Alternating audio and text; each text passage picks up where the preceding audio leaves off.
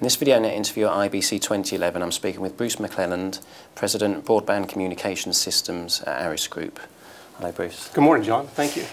You've recently announced that you've enabled 1.3 gigabit per second broadband at UPC Austria using your C4 CMTS and your touchstone modems. I mean, the obvious question is, who really needs that kind of bandwidth, and what are they going to use it for? Yeah, that's a great question, and one we get a lot. And certainly, you know, the context, the backdrop is just a significant amount of bandwidth consumption growth that we're seeing around the world with cable operators. And you know, years ago, people thought, who would need 100 megabits to the home? And clearly, that's a service level that's being offered by practically all the cable operators. So, most of our customers are making sure that the infrastructure that they're deploying today is capable of extending, you know, well beyond the capacities maybe they need today.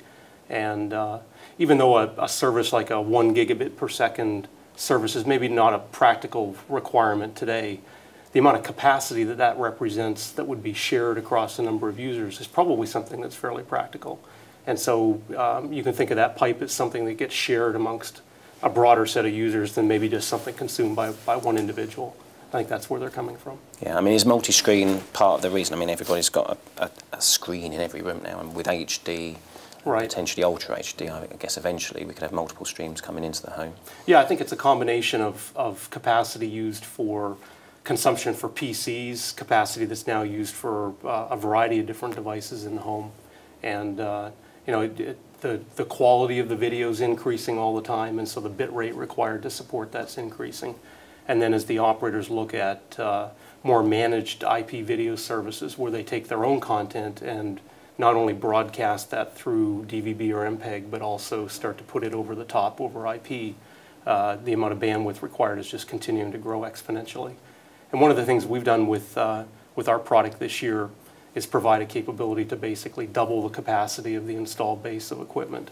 And so that's a fairly popular upgrade that we're going through right now, and one of the things we used to do this trial with UPC here recently. Okay, and I mean, we haven't even got to DVB-C2 yet, which you know, gives cable operators another potentially 60% load on their networks. Right. I mean, it looks like cable is now so far out in front of the telcos in the broadband department. I mean, have they won the battle, or do they still need to watch in the rear-view mirror? Well, we've certainly seen a shift in the mindset, I think, with cable operators, where, say, 4 or 5 years ago, I think there was a lot of real uncertainty over where their position was relative to, you know, other alternatives.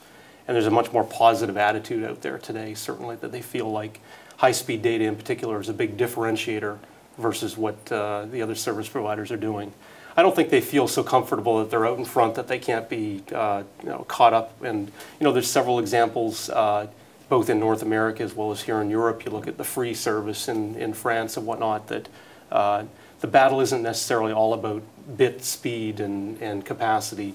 It's about consumer flexibility and navigation, user interfaces, and all those things. And I think that's where the operators need to continue to press hard and innovate to make sure they stay really the portal of choice for consumers. Sure. I mean, do we need to look at the upstream as well? I mean, and not get too you know, too focused on downstream. I mean, how important will upstream be, do you think, for broadband? I think it's an important item that there's a variety of tools or capabilities or ways to address the upstream. And it's not today's problem. Most of the operators we talk with, the upstream bandwidth isn't a big issue today, but it's something they worry about. There's a number of working committees within the different standards bodies today looking at not just how could you take today's technology and augment the upstream, but what are some more radical changes that you could do to dramatically increase the capacity that's allocated to the upstream. And we've been showing some of those technologies and capabilities at the last couple of trade shows as well. Okay, and obviously video is one of the reasons, or over-the-top video is one of the things that's driving the broadband and the DOCSIS.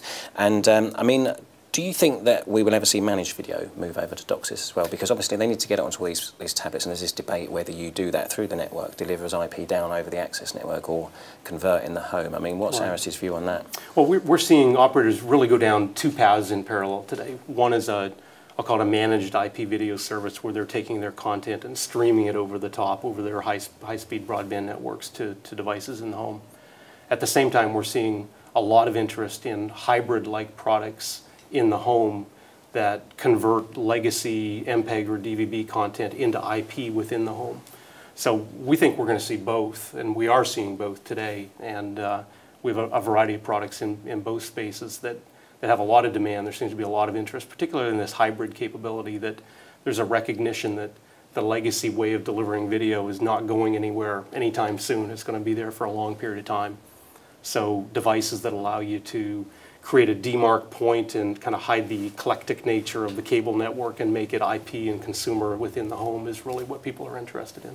Okay, and obviously you've got a sort of a whole home solution, right, which includes a player or a client, I guess. I mean, are we moving more towards the thin client model now in terms of whole home? Yeah, I think you'll see a lot of innovation and change in that particular area where the idea of having a heavy processor and a heavy client is going to migrate to a much thinner interface, perhaps with technologies like HTML5, where the decode and the navigation capability is embedded inside of a device. And there's a gateway of some sort either in the home or within the network that allows it to interact with the network and provide cloud-based services and cloud-based navigation capabilities. And that's, I think, the big theme, the big thing that's going on in the R&D labs today. Okay, and ultimately we're just leading to this IP on every screen, wherever you are, and whether it's via and DOCSIS. consumers don't care whether it's IP or anything else, frankly. What they care about is a lot of flexibility on where they can get their content and the timing and how they get at it. That's what they're most interested in. And as it turns out, IP seems to be the most flexible way to implement that. So that's what's really driving operators and vendors towards IP, as opposed to IP being some magical thing that enables it.